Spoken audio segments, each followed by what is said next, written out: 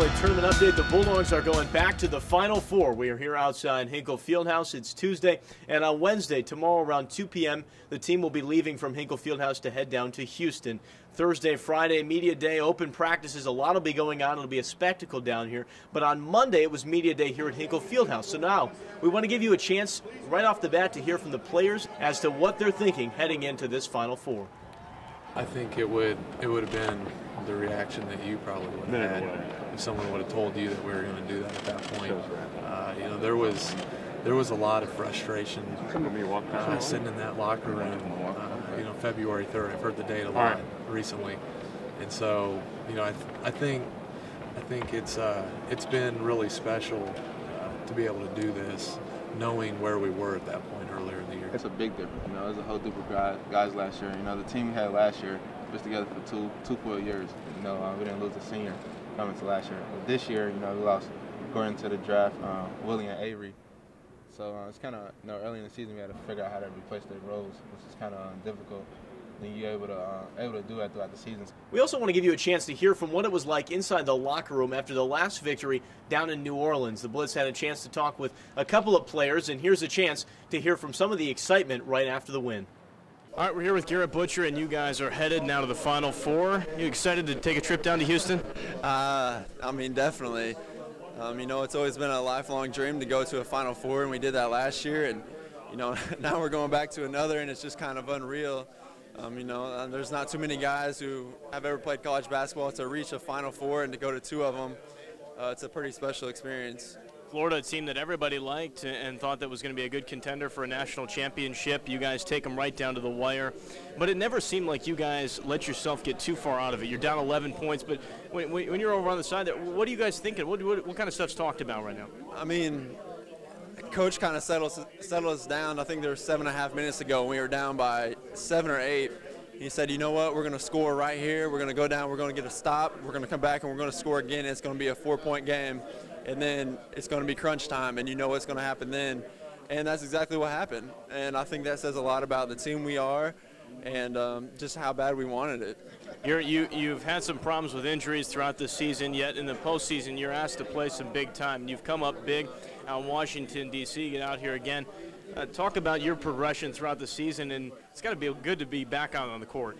Yeah, it definitely is. You know, I came into the season, you know, really hoping things would turn around for me with my knees, and it kind of didn't go that way, but it feels really good to come out here and make the plays I had and, you know, to get the minutes I got, because last year I didn't play at all, and it was very frustrating just sitting and watching, wishing I could be out there. So it's a great feeling actually being able to do that. And describe to me the feeling right here as opposed to where you were a year ago in Salt Lake. I mean, it's very similar. I mean, last year is just so much you know, excitement and so much of that emotion. And this year it's just kind of like, you know, it's so unbelievable that we're doing this again. It's almost kind of speechless. I mean, a couple of us were sitting around, we were just like, oh, just drained from the emotion. We hardly played. So it's a crazy feeling. All right, well, congratulations. Thank you very much. A lot of excitement in the locker room after the team got the victory in New Orleans over Florida in overtime, and then the team got back late on Sunday morning, actually, probably about 2:30. Outside Hinkle Fieldhouse, thousands of fans were in attendance. It was a little bit cold, so they moved inside. Coach Stevens and everybody had a little bit of word for all the fans that had supported the team. I kind of promised myself and told myself and tried to convince myself that since I had to skip out on the senior day talk, that I'd get a chance to talk to everybody in Hinkle once again with this team. It's a group of high achievers, and we're excited, not by any means satisfied, certainly looking forward to next weekend. Hope you all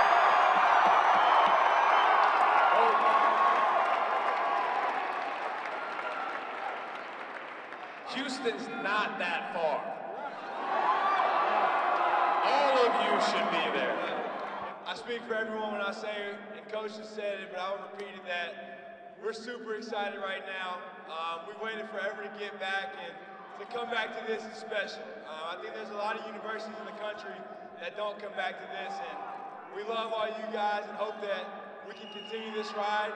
I told somebody today that this year, we're going to get the real call from President Obama and not the runner-up call.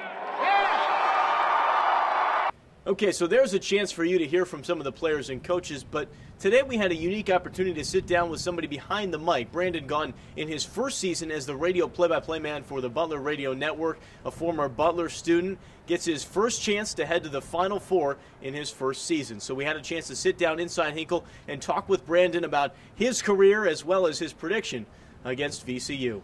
We're here inside Hinkle Fieldhouse, just a few days away from starting off the Final Four, joined by the radio play-by-play voice for 1070, Brandon Gaudin. Brandon, thank you for joining us. It's good to be here, Mark, and it's going to be even better to get down to Houston. That's right. Brandon is in his first season here as the Butler Basketball Radio Network play-by-play man. And Brandon, kind of take me through this season and what it's been like for you. It's been a bit of a whirlwind. It has been, especially when you consider the ups and downs of the season. But it's kind of funny, when I took the job, was fortunate enough to get it in the off season. The joke was, wow, you just missed it by 1 year. You know, you'll never get to call that Final Four game, and lo and behold, here we are, going back to the Final Four. Now, you come from Evansville, and there had to be a point during the season where you thought to yourself, man, this just isn't the same team that was out on that court last year. You know, your thoughts, especially after coming from that Evansville loss where you played your former team. Yeah, I've been following this program for a long time. My cousin played at Butler here in the late 90s, and I knew that Butler was where I wanted to go in large part due to the basketball program. And you're right, after following the team last year and returning such key pieces, even though losing Hayward and Veasley and Jukes was a big deal, you thought for sure that this team was destined to at least get back to the NCAA tournament. And then we lost to Evansville, and we lost to Youngstown State. All of a sudden, the team's 14-9, 6-5 in the Horizon League, and everyone was just sitting there, myself, yourself included, just scratching our heads saying, what's going on? And I think the team had lost, most importantly, the defensive focus. But the team found that and has not lost since. And all of a sudden, 13 wins later, beating Florida and back in the Final Four. It's crazy. Well, let's talk about this March Madness, a little bit of madness for you. I know you've joked that you've been close to cardiac arrest on several occasions now, but you get out there, you see the exciting nature of the Old Dominion, the Pitt game. Florida, Wisconsin, unfortunately, was close. But how exciting has it been to call these games down in the last stretch? You know, I always dreamt growing up when I would listen to Braves baseball games on TBS of calling a big-time game. And as I got older, I fell more in love with basketball and March Madness, and I thought what a dream it would be to get into the NCAA tournament as a broadcaster. And when I saw Butler's name pop on the screen in Selection Sunday, I thought that was as good as it would get. And then when we defeated Old Dominion on the last second, I thought, you know, that's one of the coolest games I've seen, and that's definitely the coolest game I've been fortunate enough to broadcast. And then lo and behold, here comes the Pittsburgh game, and then the Florida game. The Wisconsin game was nerve-wracking at the end, but those three games minus Wisconsin game were three of the best that I've ever seen live, and certainly the three best games that I've been able to broadcast. So Butler is full of cardiac kids and cardiac arrests. They make it interesting, but I'll tell you what, as long as they win, I don't care how close it is. Well, now you're going to be heading down to Houston to call these semifinal game and then potentially the championship if Butler wins. Take me through the emotion. This has got to be pretty special for you to get a chance to go down there. Unbelievable. It's you say a dream come true, and that's cliche, but it absolutely is. I said I've wondered what it would be like to call an NCAA tournament game, and beyond that, it was just a dream to be able to think that I would one day call a Final Four game. So I cannot wait for this team to get down to Houston, and just to be a part of it, to be on the inside is something special. Getting to travel with the guys, you really learn that this is a special place. It truly is. It's not just what the national media says the Butler way, and that sort of gets caught up in being, I guess, a little cliche as well. But it really embodies something that these guys believe in and that this coaching staff believes in. And when you get to be with these guys on a daily basis, you see it. These are tremendous people in addition to being a tremendous athletes and a tremendous team, and it makes this place, to me, so much more special than other universities. You've got a unique story when it comes to the national championship. Back in your back old Butler days, you flash back in history there for a little while, but Brandon, you got a unique opportunity with Greg Gumbel, and I don't want to go any further. I want to let you to tell you kind of what happened. Well, it was interesting. It was while I was a junior here at Butler, and CBS in Pontiac had a competition, nationwide competition, where any broadcaster could submit a clip of them calling one of the final plays that year in the NCAA tournament. And I picked a Kentucky-Michigan State Sweet 16 game, I believe, where Sparks hit a crazy game-winning shot. And I sent in to CBS in Pontiac my version of how I would have called that game. And I got a call before the Final Four letting me know that I was in the Final 20 and that Greg Gumbel would be sorting through those 20 clips and selecting one to go to the Final Four. And And 3 days later, I got the call, and they said that he had selected mine and that I could pick one person to travel with me to St. Louis. Got to see the North Carolina-Illinois game, the championship game that year, and be on the set and interviewed by Greg Gumbel at halftime. And obviously, that's an experience that you never forget. Well, did you think at that moment that just a few years later you'd be actually calling a game in the national, or potentially the national championship, but at least in the Final Four? If you would have told me that, I guess, 6 years later that I would be calling a national title game, I would say the odds would have been against me. And to be doing that, what makes it so special is to be doing it at your alma mater. I was fortunate to call games the last 2 years at the University of Evansville, and I grew up in Evansville, Indiana, and I thought that was incredibly cool. To transition from there to Butler, where I graduated, the team that I've cheered for, that I'm so passionate about, it really is. I mean, there's been so many moments this season, and especially this week, where I've just had to pinch myself and say, is this really happening? I'm just glad it is. And as you look forward to the next matchup, VCU, I'm sure you've been asked this about 1,000 times during all the interviews you've been doing this week, but what is your prediction, sir? Well, you got to take the Dogs, right?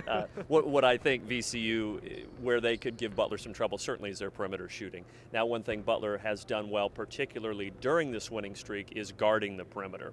So it's going to be interesting to see who wins that battle, because VCU is going to put up a lot of three-point shots. And if they are hitting them like they have in this tournament, particularly against Kansas, it's going to be tough, nearly impossible for Butler to win if they're shooting at that clip.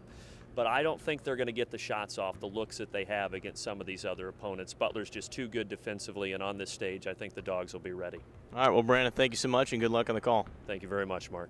Well, that'll just about do it for this week's episode of the Bulldog Blitz on location outside Hinkle Fieldhouse. The game against the VCU Rams. Yes, the Rams somehow managed to get all the way to the Final Four. We'll take on the 8th-seeded Bulldogs. Game time will be 6:09 Eastern Time. In Houston, it's on Central Time, which will be 5:09. It can be seen on CBS, or in Indianapolis, you can hear it on 1070 The Fan. That'll do it for this week's episode of the Bulldog Blitz. Mark Minner outside Hinkle Fieldhouse. We'll see you next time.